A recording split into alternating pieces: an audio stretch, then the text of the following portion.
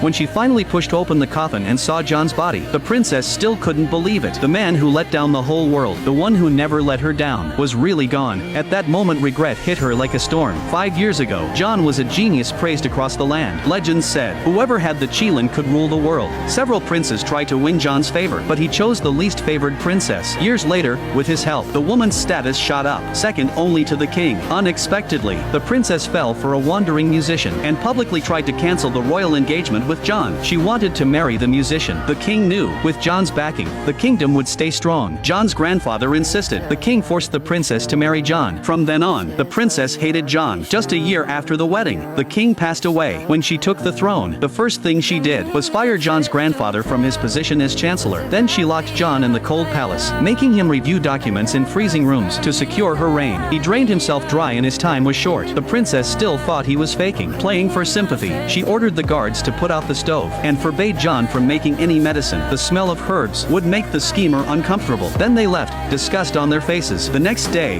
the schemer returned to provoke John, bragging and sharing his secret. He never just accidentally saved the princess. The so-called encounter was all planned. Even telling John the secret didn't scare him. The princess wouldn't believe a word. Before leaving, the schemer said something else. John's grandfather has been kneeling at the princess's palace all night. If they hurry, they might still make it in time. Turns out grandfather wanted the sick grandson freed from the palace chains. He begged the princess to divorce John and give him back his freedom, but the princess kept her doors shut, leaving the old man kneeling in the snow. When John rushed over, he saw the scene. His heart shattered. He hurriedly got his grandfather to go home. Then, the princess finally opened the gate. Grandfather said John was gravely ill and begged the princess for mercy to divorce John and let him return home. But the princess had a grudge against John's family. She thought their sick act was disgusting. Her words angered the crowd. Without the old chancellor and the Qilin prince helping all these years, their nation wouldn't be the strongest of the six. The princess wouldn't sit high on the throne. The schemer stepped up to stir trouble, claiming they used past small deeds to force the princess. Hearing this, the princess flew into a rage, telling John she would never divorce. Only death could separate them. Then she slammed the palace doors. Grandfather spat blood in shock and fainted. The next day John knelt before the princess, begging for the millennia snow lotus to save his dying grandfather. But the schemer whispered poison again, and the princess was still furious over yesterday. Just seeing John's pale face kneeling non-stop, she grabbed him up, noticing his body felt light. She couldn't believe he was really near death.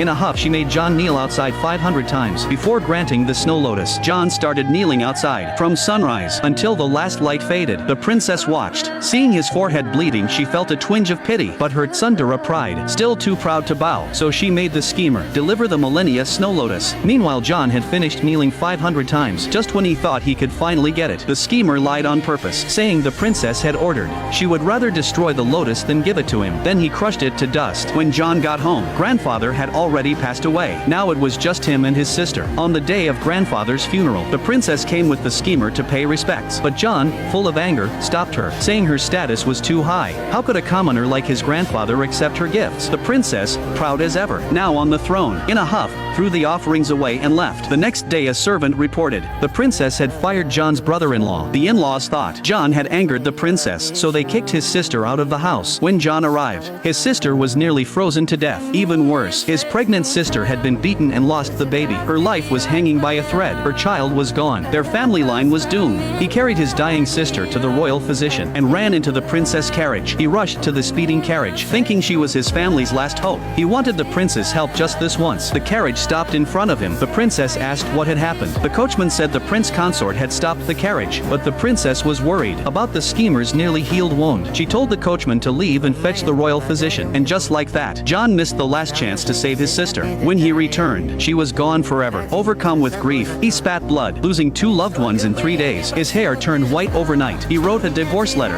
Wearing a veil, he went to the princess's palace, begging the princess to divorce him. For some reason, seeing the letter, the princess panicked, snatched it and told John their marriage was arranged by her father. He couldn't just end it. Then she tore the letter to pieces, but her actions revealed her inner panic. John told her his sister was dead, both mother and child lost. Then the princess realized why John had stopped the carriage yesterday. John said his whole family was gone. What would satisfy her? But the princess said he looked fine. She didn't know John was near death too. As John turned to leave, the princess turned as well. But somehow, she felt a tearing pain in her chest. Back at home, John felt his time had come. He lay down in a coffin he had prepared, waiting quietly for death. Meanwhile, the princess suddenly felt unbearable pain, as if John's suffering was mirrored in her body. Exactly the same pain. At that moment, John seemed to see see his sister. The next day, the princess grew uneasy. She unexpectedly refused the schemer's breakfast invitation and went to John's house. At first, she thought the coffin was for John's sister, until she saw the servant holding John's memorial tablet. The princess finally panicked. She ordered the guards to open the coffin. At this point she was silently praying the body inside wasn't John's. She approached the coffin full of hope.